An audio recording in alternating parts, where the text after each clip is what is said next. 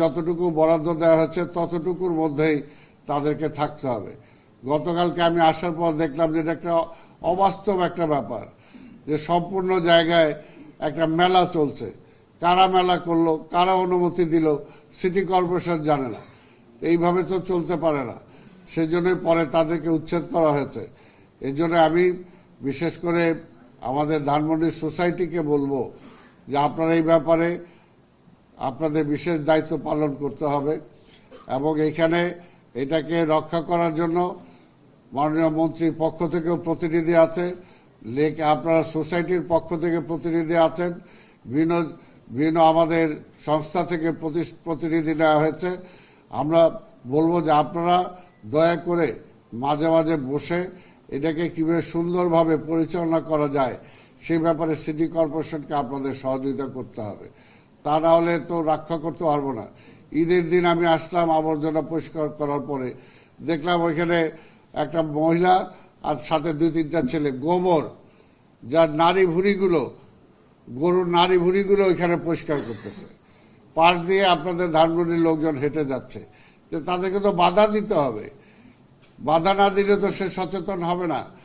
তো এই কাজগুলো তো আমাদের সবাইকে করতে হবে। সবাই যদি না করে, একটা অন্যায়ভাবে একজন রাস্তা খুঁড়তেছে বা রাস্তায় আবর্জনা ফেলতেছে, একটা নাগরিক হিসাবে আমার দায়িত্ব তাকে বাধা দেয়া। তো সেই কারণে সেই কাজগুলো যদি আমরা করি, আমি বিশ্বাস করি যত এইবারের ঈদে পুরাপুরি না হলে অত 10-15% মানুষ কিন্তু সচেতন হয়েছে। তাদেরকে যে আমরা চটের ব্যাগ দিয়েছি, অনেকে নিজেরা কিনেও চটের ব্যাগের মধ্যে বর্জ্য ফেলার জন্য চেষ্টা করেছেন। আমি বিশ্বাস করি যে কিছুদিন সময় পেলে অবশ্যই নাগরিকরা সচেতন হবে এবং সচেতন হলে আমরা ঢাকা মহানগরীকে আরো পরিচ্ছন্ন করতে পারবো, আরো সুন্দর করতে পারবো। সেই ব্যাপারে আমাদের সবার সহযোগিতা দরকার। আমরা ধানমন্ডিটাকে একটা টোটাল একটা প্রোগ্রাম নিয়েছি, এই লেক সহ ধানমন্ডির আশেপাশে টোটাল এলাকাটাকে আমরা সৌন্দর্য বর্ধন করতে চাই। আমরা এখানে আরো গাছ লাগাতে চাই। আমরা এখানে লাইটটা সুন্দর লাইটটা আমরা এখানে আনতে চাই। অন্য জায়গায় যে সমস্ত লাইটের ব্যবস্থা আছে, এখানে অন্যরকম লাইটের ব্যবস্থা আমরা করতে চাই, সোলার ব্যবস্থা করতে চাই। এখানে আপনারা দেখছেন যে আমাদের কেবল টিভি এবং ওদেরকে আমরা ইতিমধ্যে মাটির তলায় তাদেরকে নিয়ে যাওয়ার জন্য অনুমতি দিয়েছি।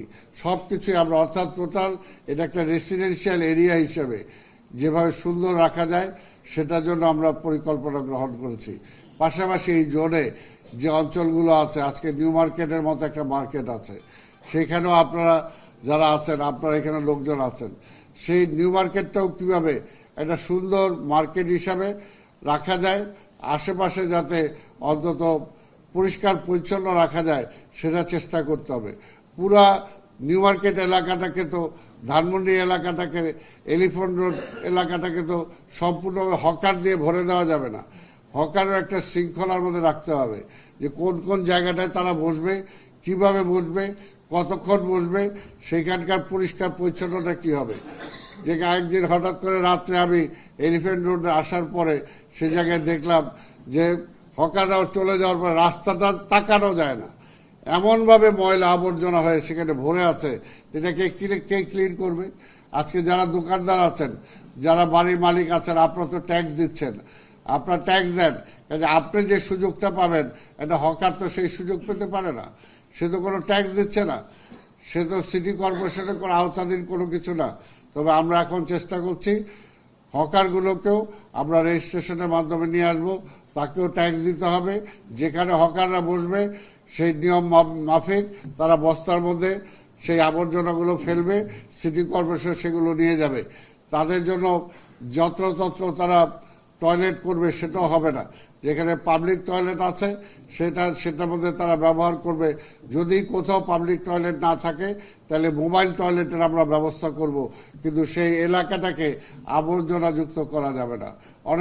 অনেক জায়গা আছে সেগুন বাগিচার মতো, এই এলাকায় না, তবু বলতেছি সেগুন বাগিচা এলাকার মানুষরা আজকে আমাদের কাছে এসে আপত্তি করছে যে এই যে হকারদের জন্য, এই ক্ষুদ্র দোকানদারদের জন্য আমরা বাড়িঘর থেকে বের হতে পারি না। আমার ছেলেমেয়েরা চলাফেরা করতে পারে না। তো ঢাকা শহর তো সারা বাংলাদেশের সবাইকে জায়গা দেওয়ার জন্য আমরা এখানে জায়গা করি নাই।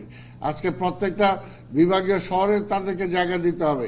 এই জন্য আমরা বলতেছি রেজিস্ট্রেশনের বাইরে আজকে আপনি ঢাকার বাইরে থেকে আসলেন, কালকে একটা ভ্যান নিয়ে নেমে যাবেন, একটা হকারি করবেন, একটা রিক্সা নিয়ে নেমে গেলেন, রিক্সা চালাবেন, নো, এটা হতে পারে না। সবকিছু সিস্টেমের মধ্যে আসতে হবে। ফার্স্ট রেজিস্টার্ড হইতে হবে, এবং কতজনকে আমরা রেজিস্টার্ড করব সেটাও তো একটা সীমাবদ্ধতা আছে। হাজার হাজার জনকে তো আমরা এখানে রেজিস্টার করতে পারবো না। আর প্রতিদিন আসবে, রেজিস্ট্রি হবে, নেমে যাবে, সেটাও কিন্তু আমরা দিতে পারবো। কারণ সবকিছুই আমরা একটা কন্ট্রোলের মধ্যে আসতে হবে, একটা নিয়ন্ত্রণের মধ্যে আসতে হবে প্রত্যেকটা এলাকাতেই। এই ব্যাপারে আপনাদের সহযোগিতা চাই। পাশাপাশি কোথাও কোনো রাস্তা যদি খারাপ থাকে, কোথাও যদি কোনো ড্রেনেজ বন্ধ থাকে, কোথাও যদি এমন একটা জায়গা আছে যে আমাদের সিটি কর্পোরেশনের কর্মীরা কখনোই সেখানে যায় না, আবর্জনা পরিষ্কার করে না, কোথাও যদি কোনো একটা লাইট দীর্ঘদিন ধরে জ্বলছে না, সেগুলো আপনারা এই সমস্ত বিষয়ে আপনারা আমাদেরকে জানাবেন। আমরা সাথে সাথে সেই ব্যবস্থা গ্রহণ করার জন্য চেষ্টা করব। আজকে আপনাদের পরামর্শ নিয়ে টোটাল এই জোনটাকে কিভাবে একটা আদর্শ জোন হিসাবে আমরা রূপান্তরিত করতে পারি। আমরা তো চাই ঢাকা সিটি দক্ষিণের মধ্যে ধানমন্ডিটাকে একটা আদর্শ জোন হিসাবে আমরা পেতে চাই, এবং এই ব্যাপারে আপনাদের সহযোগিতা চাই। এই ব্যাপারে আপনারা সহযোগিতা করবেন, আপনারা বক্তব্য দেবেন। মাননীয় মন্ত্রীর ওনার প্রোগ্রাম আছে, উনি বক্তব্য দিয়ে চলে যাবে, তারপর আমরা কথা শুনবো, এবং সেই কথার উপরে পরবর্তী পর্যায়ে আমরা আলোচনা করে আপনাদের কথার আমরা জবাব দেওয়ার জন্য চেষ্টা করব। আমরা যেটা বলবো সেটাও আপনাদেরকে শুনতে হবে। এইভাবেই কিন্তু সম্ভব ঢাকা শহরটাকে একটা সুন্দর শহর হিসাবে আমরা রূপান্তরিত করতে পারবো।